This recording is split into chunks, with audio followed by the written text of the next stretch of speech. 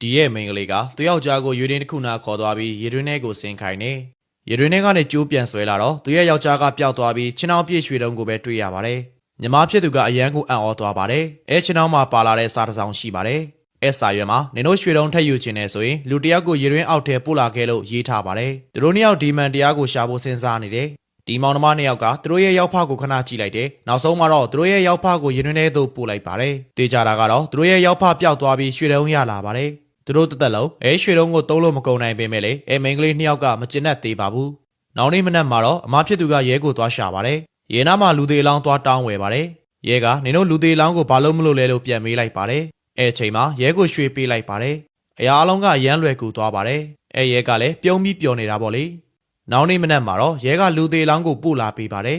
အမဖြစ်သူကဒီကိစ္စကိုလက်ဝက်ပေးဖို့ရဲကိုနောက်ထပ်ရွှေ90ကျပ်သားပြန်ပေးလိုက်တယ်ဒါပေမဲ့လေသူတို့နှစ်ယောက်ကရဲကိုတစ်ခုခုလက်ဝက်ထားတယ်လို့ရဲကခန်းစားရပါတယ်ဒါကြောင့်သူတို့လူသေးလောင်းကိုဘာလုပ်လဲဆိုတာအပြေမှန်သိစေဖို့သူတို့ရဲ့အိမ်ထဲကိုခိုးဝင်ဖို့လုပ်ပါတော့တယ်ညတကောင်မှာတော့အဲ့ဒီအိမ်ထဲကိုခိုးဝင်လာပါတယ်ညီမနှစ်ယောက်အိမ်နေကြတဲ့အချိန်ညီမဖြစ်သူကအတန်ကြားပြီးအရေးတစ်ခုကိုတွေ့တော့သူ့အမကိုချက်ချင်းနှိုးလိုက်ပါတယ်ညီမနှစ်ယောက်အခန်းပြီးဖွင့်လိုက်တာနဲ့ရဲကိုတွေ့သွားတယ်ရဲကရွှေတုံးလေးကိုတွေ့သွားတော့သူတို့နှစ်ယောက်ကိုဘာမှအများကြီးမပြောတော့ပါဘူးနင်တို့နှစ်ယောက်ရဲစခန်းကိုလိုက်ခဲ့လို့ပြောလိုက်တယ်ဒါနဲ့သူတို့နှစ်ယောက်ညင်းခုန်နေကြပါတယ်အဲ့ချိန်မှာပဲကောင်းကင်ဘော်ကနေမကောင်းဆိုးဝါးရောက်လာပါတယ်ရဲရဲ့မောင်လေးကအရန်ကိုလန့်သွားပြီးထွက်ပြေးဖို့ကြိုးစားပါတယ်ဒါပေမဲ့လည်းမထင်မှတ်ဖဲနဲ့မကောင်းဆိုးဝါးကသူ့ကိုဖမ်းသွားပါတယ်သူရဲ့ဝစ်စားပဲကြံခဲ့ပါတယ်မကောင်းဆိုးဝါးမပြောက်သွားခင်မှန်ချက်မှာစာရေးခဲ့ပါတယ်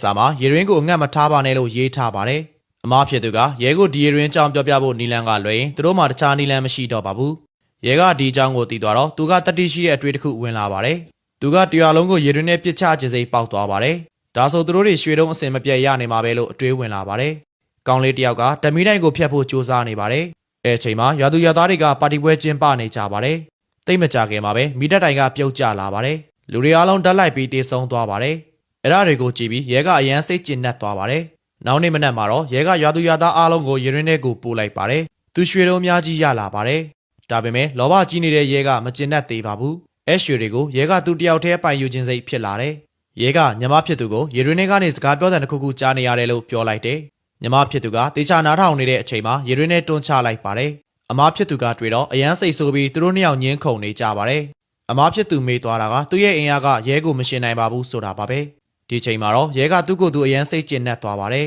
။ရွှေတွေအားလုံးသူတယောက်တည်းအပိုင်ဖြစ်သွားပြီမလို့သူအရန်ပျော်နေပါတယ်။သူရဲ့လိုရက်ကိုကြည်ကျင်အားဖြင့်အရန်ကိုစိတ်ယုံညံ့နေဆိုတာသိနိုင်ပါတယ်။သူအရန်ပျော်ရွှင်နေပြီးတယောက်တည်းရေမောနေပါတယ်။သူအချင်းယုံမာမှုကကန်တရားကပဲသူ့ကိုအပြစ်ပေးလိုက်မယ်။ဘာလို့လဲဆိုတော့မြင့်မဲ့ရွာသူရွာသားတွေသူ့ကြောင့်တေဆုံးသွားရတယ်။တည်သွားတဲ့လူတွေကလည်းဘဲမှမသွားကြပါဘူး။မကြွမလို့ဘွားနဲ့သူတို့ရဲ့ဝိညာဉ်တွေကလည်းပါတီပွဲမှာပဲရှိနေသေးပါတယ်။နောက်မကြခင်မှာပဲလူငယ်အုပ်စုတစုနေရာကိုရောက်လာပါတယ်။မိန်းကလေးတယောက်အရှိကိုလက်ညှိုးထိုးပြလိုက်တယ်။အဲ့ချိန်မှာအရေးမမဲတစ်ခုကသူတို့နာကိုဖြည်းဖြည်းချင်းလမ်းလျှောက်လာပါတယ်။သူတို့အဖွဲ့ကဒါကပုံမှန်မဟုတ်ဘူးဆိုတာကိုသိတော့အခန်းတစ်ခုထဲကိုဝင်ပုံလိုက်ပါတယ်။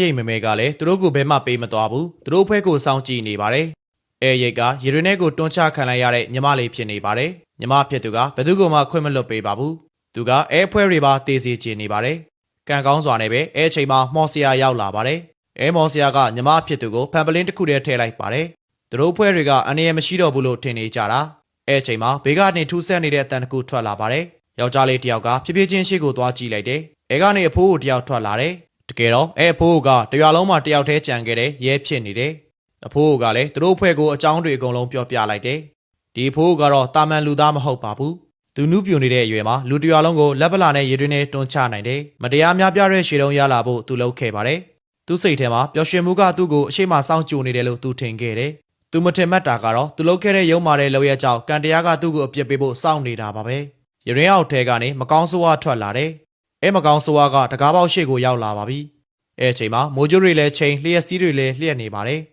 မကောင်းဆိုးဝါးကိုတွေ့တော့လူငယ်အဖွဲ့အားလုံးချက်ချင်းကိုပဲတုံလုံးခြောက်ချသွားပါတယ်။အားလုံးကလည်းဒီမကောင်းဆိုးဝါးကတာမန်လူမဟုတ်ဘူးဆိုတာသိကြပါတယ်။ဒီမကောင်းဆိုးဝါးထွက်လာရင်သူ့မျက်လုံးကိုမျက်လုံးမမိတ်ပဲနဲ့စိုက်ကြည့်နေရမှာပါ။တကယ်လို့တင်ကမျက်တောင်ခတ်လိုက်ရင်တော့ချက်ချင်းကိုပဲတင်ရဲ့အသက်ကိုယူသွားမှာပါ။အဖိုးကမကောင်းဆိုးဝါးကိုတွေ့တော့သူ့ကိုဒီနေရာကနေလွတ်လပ်ခွင့်ပေးဖို့အတွက်တောင်းဆိုပါတယ်။အလို့ပြောပြီးနောက်မှာတော့သူရဲ့နှာခေါင်းရားလာတယ်လို့သူခံစားရတယ်။သူပြန်လုံးမလို့ပဲရှိသေးတယ်။ဒါပေမဲ့သူ့ကိုမကောင်းဆိုးဝါးကဖမ်းသွားပါပြီ။လူငယ်ဖွဲ့တွေကလည်းရွေးချယ်စရာမရှိတော့မျက်လုံးမမိတ်ပဲနဲ့မကောင်းဆိုးဝါးကိုပဲစိုက်ကြည့်နေကြတယ် အဲ့ချိန်မှာမကောင်းဆိုးဝါးကအတန်နဲ့သူတို့စိတ်ဝင်စားအောင်ဆွဲဆောင်ပါတယ်လူငယ်အဖွဲ့တွေထင်တာတော့သူတို့မလွတ်လောက်ဘူးလို့ထင်နေတာဒါပေမဲ့လည်းမျက်လုံးကိုမမိတ်မိဖို့စူးစမ်းနေပါတယ်မကောင်းဆိုးဝါးကသူတို့ကိုမစောင့်နိုင်တော့ဘူး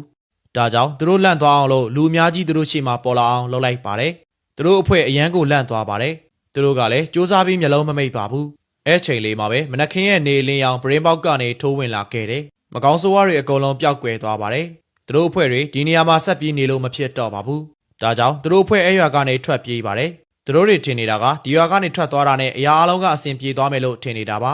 ယောက်ျားလေးကသူ့မိန်းမနဲ့အတူအိတ်နေတဲ့အချိန်တခုခုပြောင်းလဲသွားတယ်ဆိုတာသူသတိထားမိလိုက်တယ်အဲ့ဒါကတော့သူ့မိန်းမအိတ်နေတဲ့သူကသူ့ရဲ့မိန်းမမဟုတ်တော့ဘဲနဲ့ရေရင်းထဲကိုတွန်းချခံလိုက်ရတဲ့ညီမဖြစ်သူဖြစ်နေပါတယ်ဘာကူမှတန်တရားဖြစ်နေစရာမလိုပါဘူး